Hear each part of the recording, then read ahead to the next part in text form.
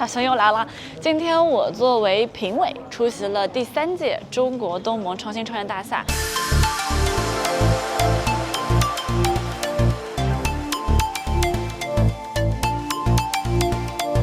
坦白说，今天的这场大赛真的让我非常的酣畅淋漓，非常的开心，因为看到了来自不同国家的40多个项目，最后来到了总决赛的现场。然后每个项目都非常的棒，从绿色能源到新经济、新材料，包括航空航天领域、生物医药领域，各种领域。然后很多都是这种中国和东盟的著名高校一块来结合的项目。其实坦白说，从今天的项目我看到了很多未来东南亚在科创上面，在科技合作上面的无限的可能。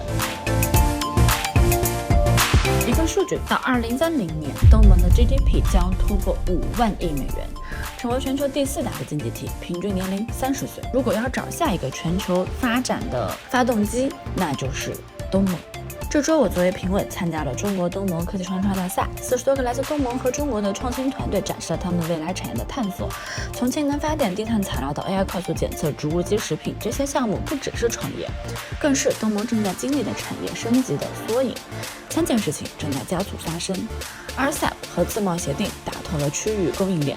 各国政府把绿色与数字化写入国家战略，国际资本由单一赛道转向跨生态。大马西 GIC 等设立了10亿美金级可持续基金，专投东南亚。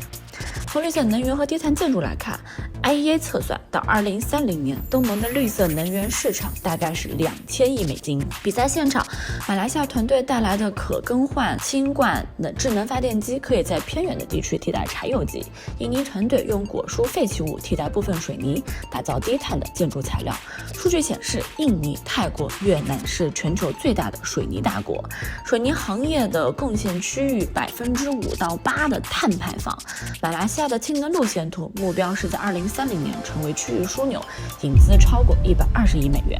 但在医疗和数字化方面，东盟的数字医疗市场预计2025年将会超过3000亿美金，年增速在20%以上，约40%的人口会生活在医疗区域相对匮乏的地方。大赛中有团队展示便携式拉曼快速检测系统和多模态 AI 医疗，可以帮助基层医院快速实现筛查、远程诊断，填补医疗的空白。各国政策也在努力的推动，泰国智慧医院计划、新加坡 Healthy SG 战略都在让 AI 检测下沉社区。从循环经济和食品安全的角度来说，东盟每年食物浪费大概1.1亿吨，价值超过了1000亿美元。植物基市场2030年可达到120亿美元，年增长18%。大赛中，泰国团队带来了植物鸡蛋和可持续的餐饮 IP， 用新的商业模式把食品健康和企业社会责任相结合。那从政策上来看，泰国、越南都分别提出了2030食物浪费减半计划，新加坡30x30食物自给计划，强力的支撑了本地蛋白和循环经济。那企业落地应该遵循什么样的一个打法和原则？首先，入场券一定是 ESG， 没有量化碳排放或者废弃物的数据，很难进入政府和大客户的签单。第二，切入口可以是民生场景，比如医疗、农业、食品、公共能源，最容易快速落地，试点周期短，验证清晰。合作方式一定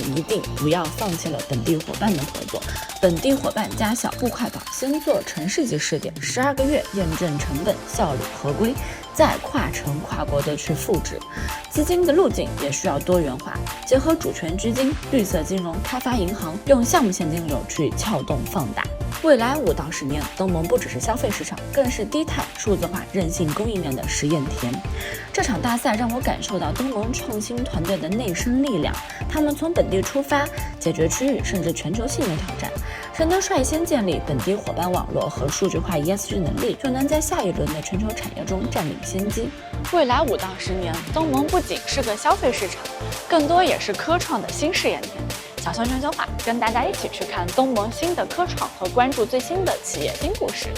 让我们不仅帮企业找到新的销售市场，更找到它正确的发展坐标地。